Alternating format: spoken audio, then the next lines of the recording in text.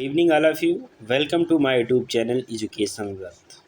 तो साथियों, आज आप लोगों की क्लास है साइंस की, यानी विज्ञान की।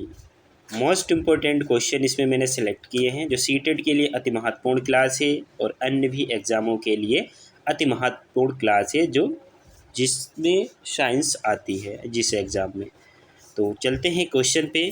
पहला क्वेश्चन आपकी स्क्रीन पर है कि दाढ़ी बनाने के लिए उपयोग में आने वाला दर्पण होता है। तो फर्स्ट ऑप्शन है अवतल, सेकेंड ऑप्शन उत्तल एवं समतल, थर्ड है समतल और फोर्थ है ए एवं बी दोनों। तो इसका राइट आंसर क्या हो जाएगा? First will be the right answer, अवतल दर्पण। नेक्स्ट क्वेश्चन पे चलते हैं। क्वेश्चन नंबर 2, निम्नलिखित में से कौन सा पदार्थ लेंस के लिए उपयुक्त नहीं किया जा सकता है? यानी कौन सा ऐसा पदार्थ है जो लेंस के लिए उपयुक्त नहीं किया जा सकता? फर्स्ट ऑप्शन जल, सेकेंड ऑप्शन कांच, थर्ड ऑप्शन प्लास्टिक और फोर्थ ऑप्शन है मिट्टी। तो मिट्टी जो है ऐसा पदार्थ है जो लेंस के लिए प्रयोग में नहीं किया जा सकता है, यानी D will be the right answer. Next question पे चलते हैं। तो क्वेश्चन क्या कह रहा है? निर्गत किरण तथा अविलंब के बीच के कोण को कहते हैं। फर्स्ट ऑप्शन आपतन कोण, सेकेंड परावर्तन कोण, थर्ड निर्गत कोण, फोर्थ इनमें से कोई नहीं। तो अविलंब के बीच के कोण को क्या कहते हैं? निर्गत कोण, यानी C will be the right answer. Next question पे चलते हैं। क्वेश्चन नंबर 4, किसी ठोस में बाहर की ओर उभरे दो गोलीय पृष्ठ हो तो इसे कहते हैं। यानी किसी ठोस में बाहर की ओर उभरे दो गोलीय पृष्ठ हो तो इसे कहते हैं, क्या कहेंगे? अवतल लेंस, सेकेंड समतल लेंस, थर्ड उत्तल लेंस और फोर्थ है समतलो अवतल लेंस। तो इसका राइट आंसर क्या हो जाएगा? यानी C will be the right answer, उत्तल लेंस। नेक्स्ट क्वेश्चन पे चलते हैं। क्वेश्चन नंबर 5, किसी बिंब का अवतल दर्पण द्वारा बना प्रतिबिंब आभासी सीधा तथा बिंब से बड़ा पाया गया।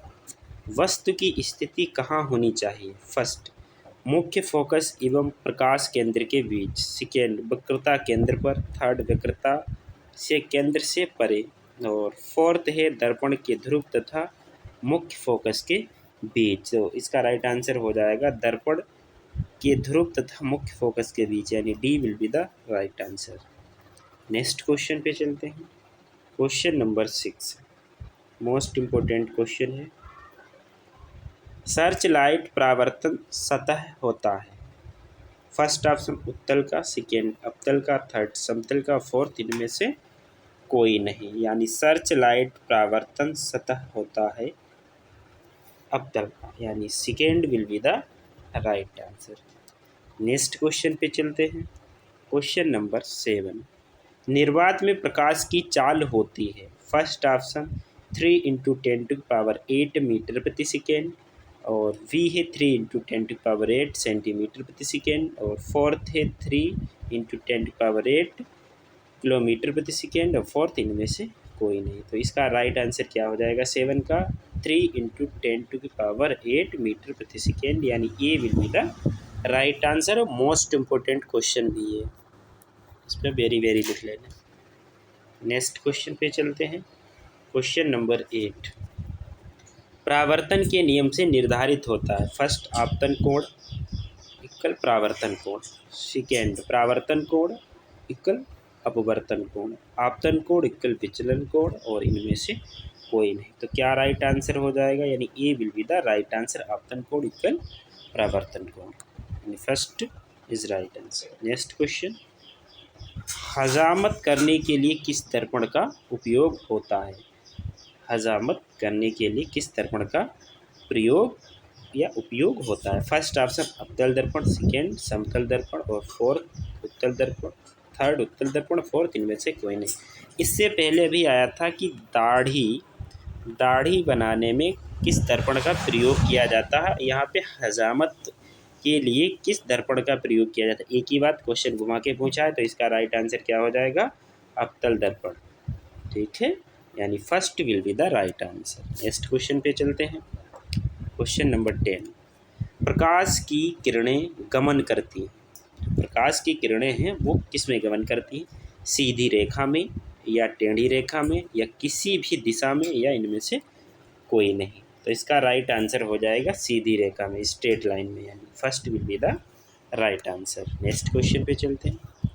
क्वेश्चन नंबर 11, लेंस में मुख्य फोकस की संख्या कितनी होती है?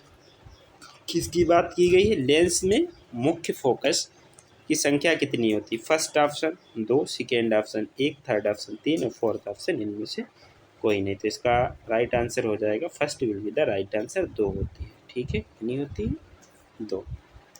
नेक्स्ट क्वेश्चन पे चलते हैं। क्वेश्चन नंबर 12, किसी माध्यम से अपवर्तनांक का मान, बात किसकी हुई है?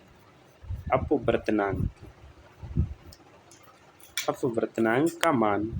First option sine I upon sine R, second sine R sine I, और थर्ड है sine I into sine R, और फोर्थ है sine R dot sine I R. तो इसका राइट आंसर क्या हो जाएगा? First will be the right answer. Next question पे चलते हैं।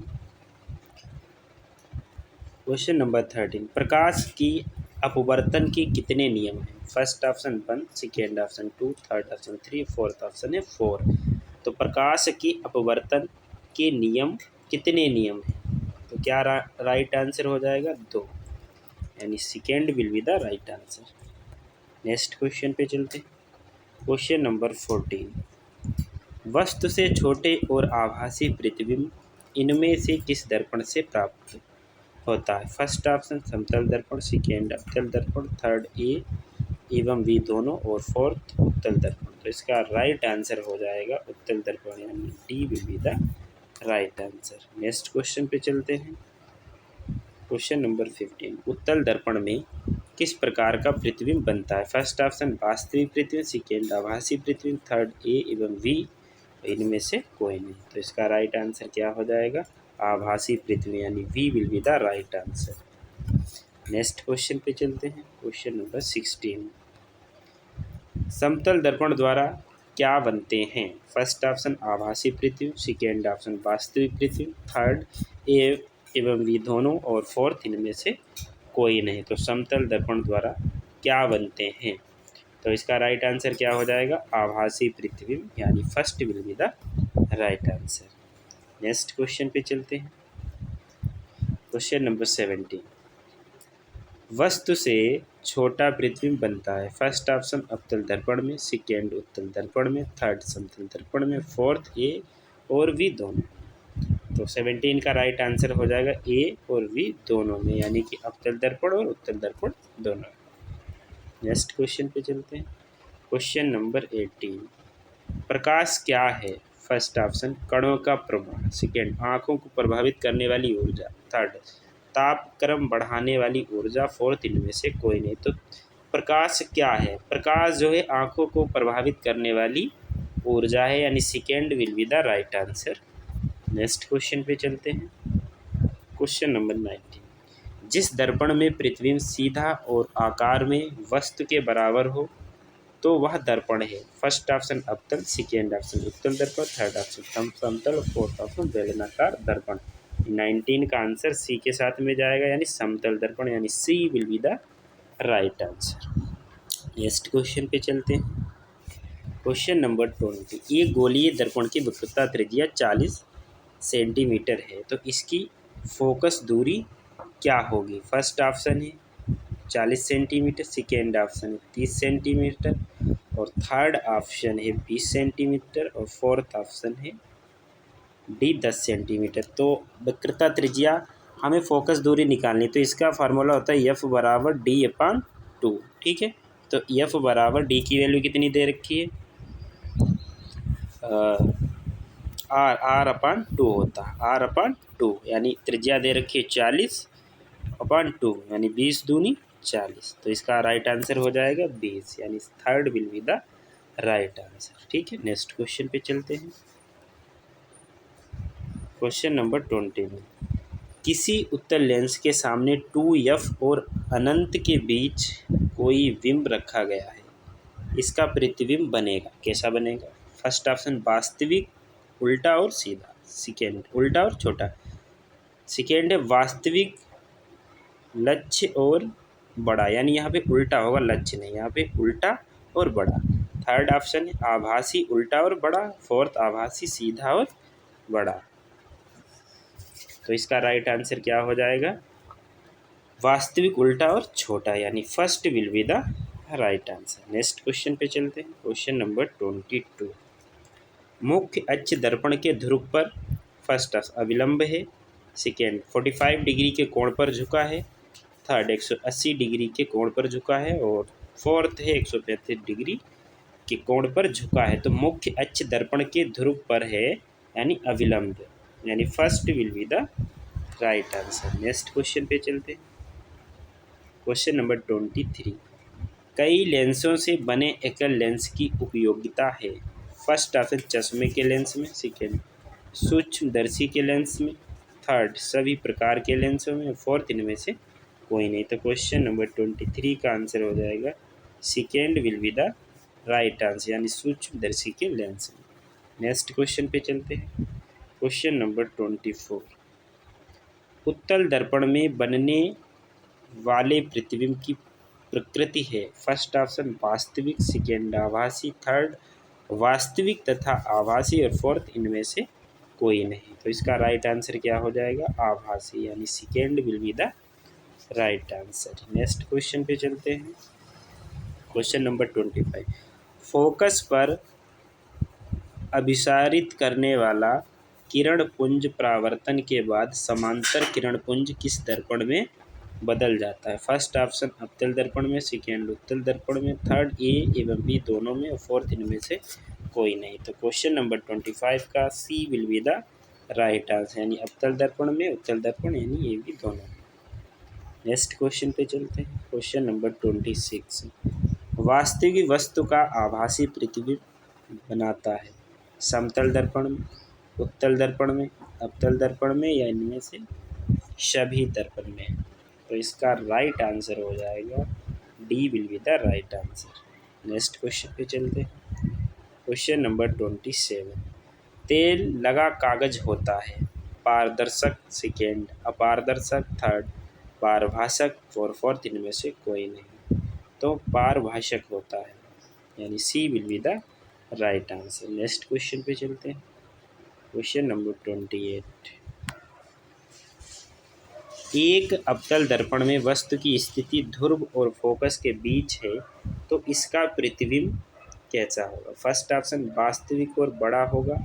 सेकेंड ऑप्शन वास्तविक और छोटा होगा। थर्ड काल्पनिक और छोटा होगा। फोर्थ काल्पनिक और बड़ा होगा। तो इसका राइट आंसर हो जाएगा D will be the right answer. Next question पे चलते हैं।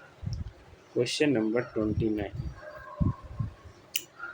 डायऑप्टर उस लेंस की क्षमता होती है जिसकी फोकस दूरी 1 centimetre, 2 centimetre, 2 metre, 2 centimetre, 1 metre. तो इसका राइट आंसर हो जाएगा 1 मीटर, यानी D will be the right answer. तो वीडियो कैसी लगी? वीडियो अच्छी लगी तो लाइक शेयर सब्सक्राइब करना बिल्कुल ना भूलें। जय हिंद, जय भारत।